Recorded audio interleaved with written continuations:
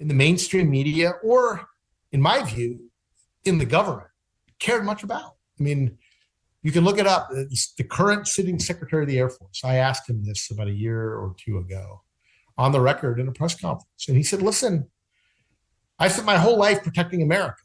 He's 73, 4 years old, Frank Kendall, the Secretary of the Air Force. And criticize him or not criticize him, his answer to me was, listen, these reports have been made for generations. They've never attacked us that I know. They've never really been threatening that I know. And he's like, my job is to protect us against threats that we know. And there's a lot of threats here on Earth that I got to worry about. Now, if someday that changes, then obviously my point of view would change. And, he's been criticized for saying that because people say, well, where's the Air Force in all of this? It's the Navy pilots that came forward. Does the Air Force not know anything about the phenomena? But I think it gets to this culture that here you have a national security practitioner who spent 50 years in very senior positions in the defense industry, in government, going back to at least the 70s. Who's like, not a big deal. Like, yeah, there's stuff out there all the time. We don't know what it is, but I don't know that it's a pressing, priority for us. And I think there is that mindset still. People don't want to go there because unless it's dropping a bomb on us or, is, directly threatening in a way that can't be denied, what are we going to do? Are we going to solve what nobody else has been able to solve for all these years and decades? I think that mindset is still there even now. It's unfortunate. And hopefully people open their minds a little bit more. And also outside of just looking at UAPs as being something that's like extraterrestrial or interdimensional, we do have to be mindful that they are just unidentified flying objects. And sometimes those things can be threats, and they are things from foreign adversaries and things that we have to be really mindful of.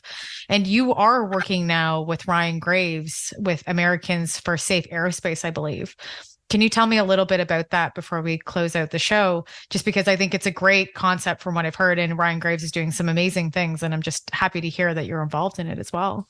Yeah, well, I'm honored to be part of it. I mean, I'm just sort of advising a little bit. I give Ryan a lot of credit. I mean, he's a former F-18 pilot who has had and been, in uniform where there were some very inexplicable occurrences that clearly jarred him.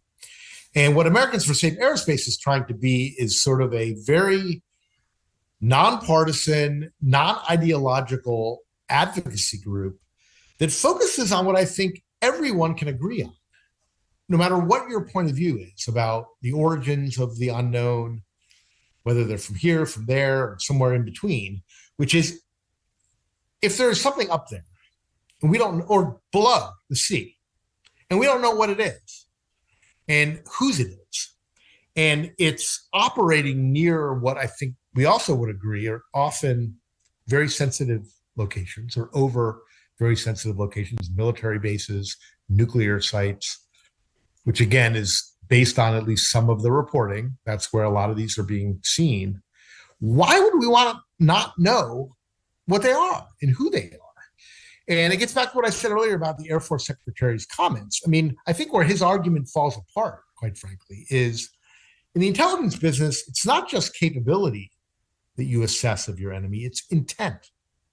And if you don't know the intent, you almost have to assume that it's possible they have ill intent, or they're gathering information to then give to someone else that could be used for ill intent. I mean, if you and I flew a drone over a nuclear base, I mean, we'd be in jail within 72 hours would be a lot. It'd be 72 seconds, right?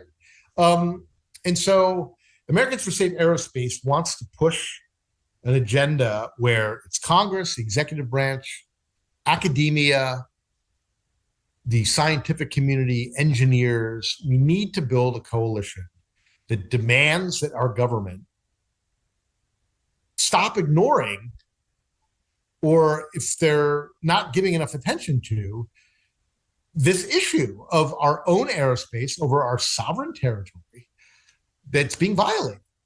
Now, maybe it's being violated for not very, nefarious reasons, but What if it is? And so that's really what it's focused on. No matter what you think they are, who they belong to, it's our responsibility and our government's responsibility to do a better job of figuring out what's out there, especially, as I said earlier, in an era where there's lots of stuff up there, just because technology has advanced so much and drones and everything else have advanced. So that's really what we're focused on. And we're just getting started.